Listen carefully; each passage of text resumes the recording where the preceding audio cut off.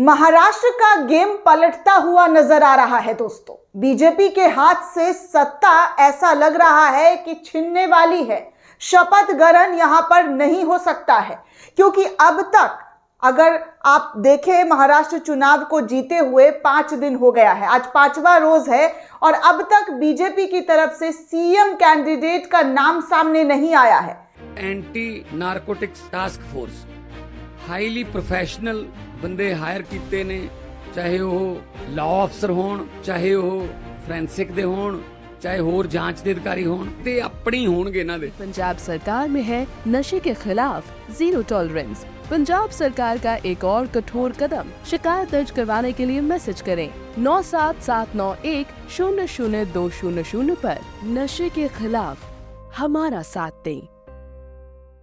पहले तो शिंदे और फडणवीस के बीच तकरार की खबरें आ रही थी, लेकिन कल शिंदे ने प्रेस कॉन्फ्रेंस करके खुद को पीछे कर लिया, बैकफुट पर हो गए और उन्होंने कहा कि एनडीए में जो भी सरकार तय होगा, जिसका भी गठन किया जाएगा, वो उन्हें स्वीकार है। लेकिन इसके बावजूद भी मामला थमने का नाम नहीं ले रहा है। मामला हर बढ़ते दिन के साथ बढ़ता हुआ नजर आ रहा है। और तो और दोस्तों, कहा यह भी जा रहा है कि 150 सीट महाराष्ट्र के अंदर ऐसे है जो धांधली कर कर, घपलेबाजी कर कर जीती गई है, जिसके सबूत भी दिखाए जा रहे हैं। आपको पूरी जानकारी इस खबर में दूंगी कि कैसे महाराष्ट्र की सियासत में बड़ा ही उलटफेर होता हुआ नजर आ रहा है। भारतीय जनता पार्टी बैकफुट पर आती हुई नजर आ रही है। दोस्तों, आप सभी को पता है कि महाराष्ट्र चुनाव में जिस तरीके से रिजल्ट वाले दिन कई सारे आरोप लगाए गए, जी हाँ, कई सारे आरोप लगाए गए। ईवीएम का जो बैटरी है उसको चार्जिंग जो है 99% तब भी था चुनाव वाले दिन, और मतगणना वाले दिन भी उतना ही परसेंट चार्जिंग था। इसको लेकर पहला सवाल उठाया गया और कई ऐसे सीट्स थे जहां पर चुनाव में काउंटिंग के दौरान धांधली की बात कही गई। अब जी हाँ, अब मल्लिकार्जुन खड़गे ने भी साफ तौर पर कह दिया है कि ईवीएम से उनको चुनाव नहीं चाहिए, बैलेट पेपर से ही चुनाव करवाया जाना चाहिए। ऐसी मांग मल्लिकार्जुन खड़गे के जरिए भी की गई। और तो और कांग्रेस ने तो ईवीएम को लेकर एक आंदोलन छेड़ने की भी बात कह दी है कि वो सड़क पर उतरेंगे ईवीएम बैन करवाने के लिए। आप सोच रहे हैं कि ईवीएम का मुद्दा कितना ज्यादा गर्माता हुआ नजर आ रहा है। वहीं दूसरी तरफ शरद पवार ने भी शक जाहिर की है कि ईवीएम 100% सही तरीके से काम नहीं करता है। यानी कि कुल मिलाकर विपक्ष के तमाम नेताओं ने लामबंदी कर ली है ईवीएम को बैन करवाने की।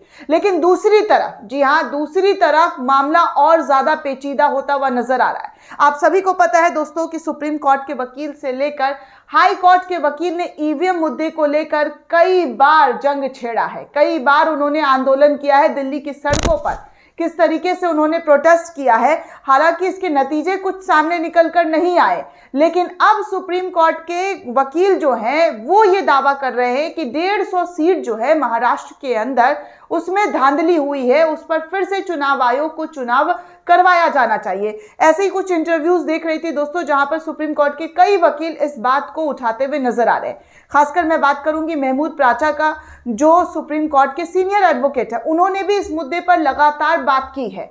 तो आप सोचिए दोस्तों कि चुनाव खत्म हो गया है, लेकिन राड़ अभी भी बरकरार है। और तो और आपको कुछ ऐसी बात बताऊंगी जो वरिष्ठ पत्रकारों के जरिए सोशल मीडिया पर शेयर किए जा रहे हैं और कहा जा रहा है कि देखिए, खेल जो है वो इस तरीके से खेला गया ताकि लोगों को पता ही ना चले कि क्या हुआ है और क्या नहीं हुआ है। तो एक एक करके आपको पूरी जानकारी दूंगी कि कैसे ईवीएम को लेकर लगातार शक हो रहा है और जो धांधली चुनाव में हुआ है उस पर भी लोगों की राय लगातार, जी हाँ, बदलती भी नजर आ रही है। और कहा जा रहा है कि महाराष्ट्र में फिर से चुनाव होना चाहिए और बीजेपी जो जीत का जश्न, जीत का सर्टिफिकेट लेकर बैठी है, उस जीत के सर्टिफिकेट को रद्द कर देना चाहिए। यहां तक कि दोस्तों देखिए, आवेश तिवारी हैं, उन्होंने एक पोस्ट शेयर करते हुए लिखा है कि महाराष्ट्र चुनाव में जब शाम 5 बजे वोटिंग खत्म हुई तो वोट प्रतिशत 58.22% था, जो रात के 11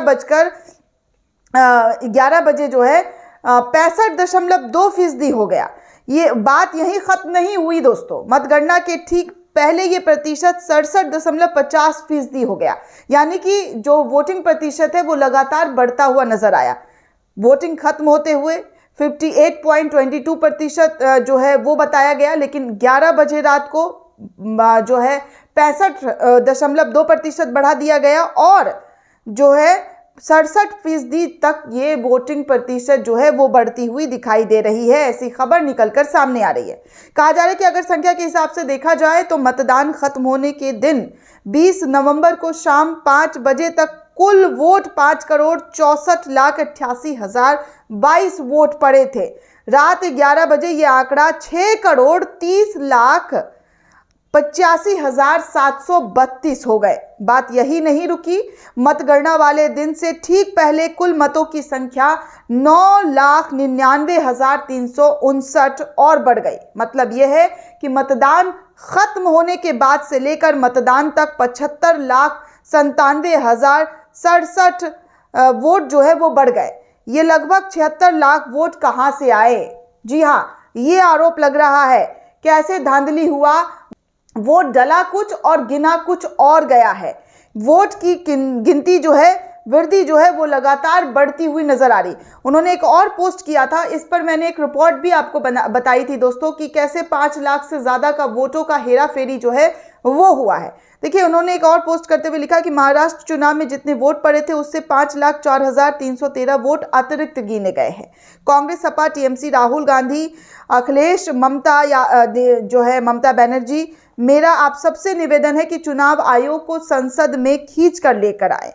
हमारे मत अधिकार की रक्षा कौन करेगा, इसकी जिम्मेदारी तय की जानी चाहिए। अगर संसद नहीं सुनती है तो संसद का बहिष्कार करे, सड़कों पर उतरे, हमें जवाब चाहिए। ऐसी बातें जो है वो की जा रही है। कहा जा रहा है कि वोट वृद्धि कैसे हो गई, लोगों ने वोट इतना डाला और फिर 20 नवंबर तक लाखों लाख वोट बढ़ गए। तो ऐसा भी शक दोस्तों वोटिंग प्रक्रिया के दौरान जाहिर की जा रही है कि चुनाव आयोग का डेटा हर बार, जी हाँ, अपने दिए गए डेटा से अलग क्यों हो रहा है। तो इसको लेकर भी कई लोग मांग उठा रहे हैं कि फिर से गिनती होनी चाहिए, फिर से चुनाव होना चाहिए। जो महाराष्ट्र के अंदर धांधली हुई है, उस धांधली पर कई सारे जो सवाल है विपक्ष के जरिए उठाए जा रहे हैं। वो साफ तौर पर विपक्ष कह रहा है कि महाराष्ट्र में धांधली हुआ है, सुप्रीम कोर्ट के वकील कह रहे हैं, हाई कोर्ट के वकील कह रहे हैं। उन लोगों का बयान सोशल मीडिया पर मैं देख रही हूं तो मैं देखकर हैरान हो जा रही हूं कि ये लोग लगातार इन तमाम मुद्दों को पहले भी उठा रहे थे और अब भी उठाते हुए नजर आ रहे हैं और कोर्ट से अपील कर रहे हैं कि कोर्ट इस पर स्वतः संज्ञान ले। जो मामला है उस मामले का तफसील से, जी हाँ, तफसील से जो है जानकारी मुहैया कराए और लोगों की जनमत का जो है हिसाब जनता के सामने लाकर रखा जाए, ताकि जनता के बीच जो भ्रम है उस भ्रम को खत्म किया जाए। ये बार बार ईवीएम पर सवाल उठता है, वीवीपैट पर सवाल उठता है, उन तमाम सवालों को विराम लगाना चाहिए और जो सच्चाई है, जो हकीकत है, वो जनता के सामने लाकर रखना चाहिए। दोस्तों, इस पूरे रिपोर्ट को लेकर आप क्या सोचते हैं, आपकी क्या प्रतिक्रिया, हमें कमेंट करके जरूर बताइएगा। साथ ही साथ चैनल को ज़्यादा से ज़्यादा लाइक, शेयर और सब्सक्राइब करना बिल्कुल भी ना भूलें।